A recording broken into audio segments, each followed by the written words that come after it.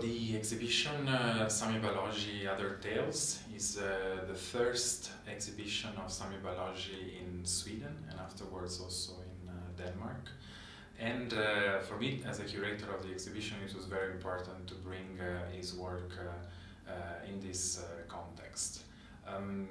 The work that Sammy is doing is a very, I would say, urgent practice, and it also responds to the need of really repurposing the knowledge that we have in relation to the African context and the way that the narratives that inhabit us, so the narratives that we think through, how much of these narratives are also like narratives that were built in a specific time and space in order for us to think less of the African context, the African people, and so on. And of course they were pivotal as a sort of propaganda to establish a colonial gaze towards the continent, and therefore to justify and to allow a certain exploitation operating at every level. The exploitation isn't over yet. The exploitation is probably even more massive now. Of course, there is no slave trade at the moment, but nevertheless there is an intensive exploitation of mineral resources that require intensive manual labor, also from children. So let's say the paradigm through which we look at Africa is definitely still operating from the kind of blueprint that was given in colonial times. But what Sammy is looking at is not so much, or let's say specifically in this exhibition, it's not so much an inquiry or a critical view towards the contemporaneity or the colonial times, or rather it's a way to talk also about those specific periods, so the now and the colonial past, but from the perspective of pre-colonial times. So really exploring what we call in Europe the ethnographical museums of Europe that preserve most of the times objects that have nothing to do with the time when the ethnographical museums were established, but they are objects that were already in the continent because of diplomatic exchanges between people in power in the African continent and people in power in the European courts. So we are looking at, for instance, the 15th, 16th, 17th century, and we are looking at the fact that in those centuries, for instance, specifically regarding the territory that nowadays we call Democratic Republic of Congo or Angola, it was actually the Kingdom of Congo, a kingdom that was active from the 14th century until the 20th century, of course in different configurations and different scenarios, but a kingdom that, for instance, when the king converted to Christianism after the encounter with the Portuguese traders, his son became the first bishop of the Catholic Church coming from the African continent. That meant, for instance, that the Pope at the time, Leo X from the Medici family, was receiving from the Kingdom of Congo diplomatic gifts such an oliphant, so an ivory tusk decorated with typical Congolese decor, or raffia objects like cushions, and these objects then appear in a lot of Renaissance paintings. They become the pillows on which the feet of Madonnas are standing, or decorating the environment of sacred scenes. So we are actually looking at a part of history that is very little known, where there was a relationship of equals, where the King of Congo would send a gift to the Pope or to the Queen Christina of Sweden. This kind of knowledge completely undermines and detonates the kind of narrative that was rather in place in the 19th and 20th century during the colonial times, where of course certain narrations that were implanted already before became the dominant one. For instance, that African cultures were primitives, they were behind, let's say, the achievements of the Western cultures, and so on and so forth. But of course, that's why the title of the exhibition, Other Tales. The purpose of the artist, and specifically with this exhibition, is really the one of unearthing, of undigging, so really taking out of the layers of history, layers of storytellings that have covered certain specific times and certain specific stories, to really bring them to the forward again, or to put them in dialogue with current scenarios, current situations that are at play in the African continent. That's why we move in the exhibition between different layers. For instance, we have been able to get on loan a cushion from the 17th century that is preserved in the Ethnographic Museum of Stockholm. That is an extremely precious piece, and maybe one of the oldest African pieces in the country, in Sweden. And at the same time, you have a video, a film by Sammy, of course, that is called Pungulume, that interviews people from original, let's say, tribes inhabiting the Katanga region, where most of the mining is happening, that explain like what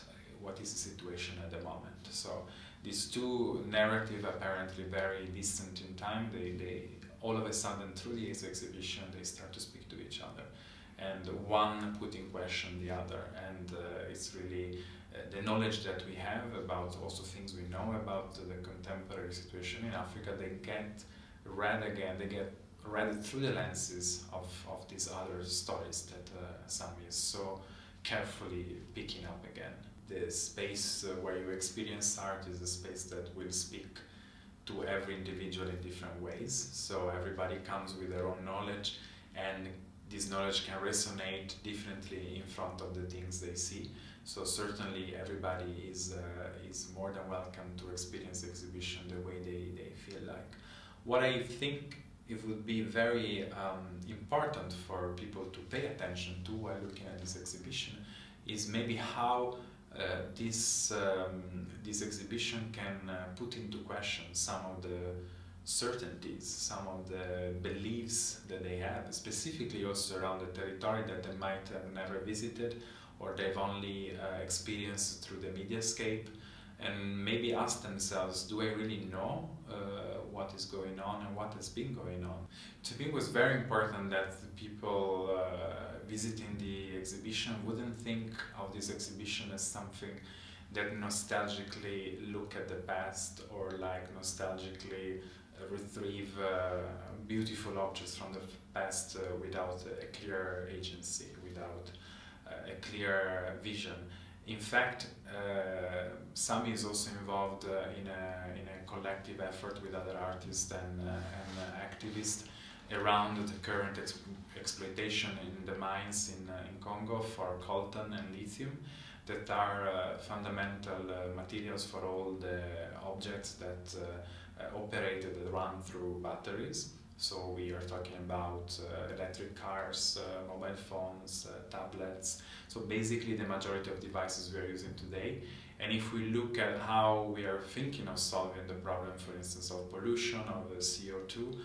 is about turning into green energy, like Tesla cars, electric cars. But again, we are operating within a paradigm for which the Western world benefit from a new technology at the expenses of another, let's say, part of the world. So how green can this be? How sustainable can this energy be? Unless we are very aware of this, of where this material really comes from, that allow this technology to be put into the market. So for me, to exhibit a cushion from the 17th century directly relates to the idea that we have to think which kind of narrative allow us to think that there could be a green energy produced today without consequences, so like being blind to the real consequences of these exploitations. So yeah, that's why right from the beginning, in the first text you read in the exhibition, these things are already put into the foreground, so that while you look at the exhibition, you never are induced to look at these objects as a curiosity. And also, like for instance, you're immediately welcomed by 3 different maps of the African territory. Every time they go closer towards the Katanga region and towards the territory we're mostly speaking about through Sammy's works. But it's interesting because already you have an understanding of how certain Western, let's say, tools like cartography in the case of the maps, but also perspective through the other installation of the blueprint, are also like tools, or I would say even weapons, through which certain, let's say, appropriation and occupation of space, resources and else can take place already through how you visualize those territories. So the idea, for instance, that comes out also from the video Tales of the Copper Cross Garden, there is the fact that the missionaries already starting to visit those territories to evangelize population in Africa, and we are talking already about 17th century and onwards. They started to talk about terra nullis, so from Latin means no one's land, so the land that belongs to no one. And of course, maybe it was not intentional at that time, but this allowed the idea that there was no property over those territories, just because the private property as we intended from Western world was not, of course, adopted by African people. So by assuming that, it was possible then during colonial times to think that if nobody owns this land, then I can claim it, and then it can be mine, and then I can exploit it. But again, this is a concept that originates from the idea that already while you are mapping a territory, you start to exclude things from it. So in one of the maps you see, for instance, how during colonial times there was a mapping of ethnicities, so that to know which groups, with ethnic groups were there. But in the last map that the artist requests to the Museum of Africa, you already see how this is an abstract territory where no one is even mentioned anymore. And what is important is to know which kind of metal is where, which kind of infrastructure you can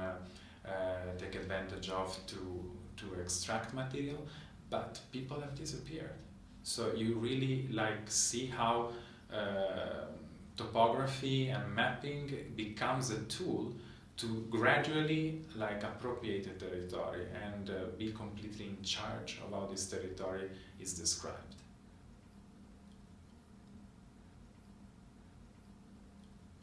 In the room you have basically this kind of blueprint and this kind of architectural urbanistic abstraction over a specific territory of Lumumbashi, where the artist is originally from. And at that time the city was called Elizabethville, the colonial name given by the Belgians. And you have in the middle a theater, and this theater that is interesting because it's in between a maquette and a real theater. So it's not the size of a theater where a play would take place, but it's not also the size of a maquette that would make it an object. So it's something in between, because what is this in between to me is the theater as propaganda. So it's not so much about making a play for the sake of culture, and it's not about making an object for the sake of portraying an idea, but it's rather theater as a way to propagate certain idea. That's why I say about propaganda, because what the play is about, Chura Nanyoka, is displayed by Kivele, that was this musician originally from also the Katanga region, that studied music in Belgium, then went back, and he got commissioned to create a play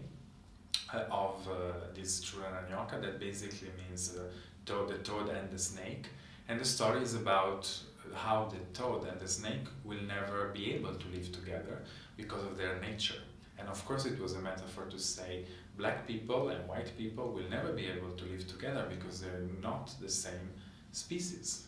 So this was the most racist idea, the most, let's say, controlling and colonial idea about displacement of people, separation, segregation, but it was told through the creation of a story that would be played through this small theater in different places, and would probably propagate the idea that yes, us black people living in this place, we're not equal as the whites that have arrived. So, you know, and then you think back to the cushion and you think about the king of that same territory that is, you know, offering an object of extreme precious, you know, craftsmanship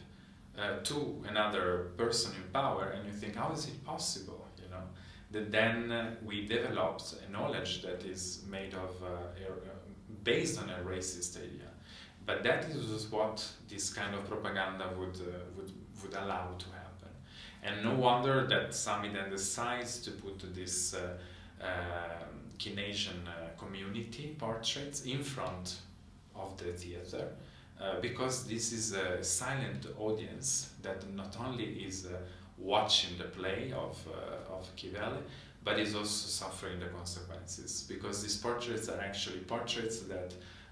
people had to sell or leave behind while they were being displaced. So the effects of that kind of propaganda that was originating from this blueprint and that had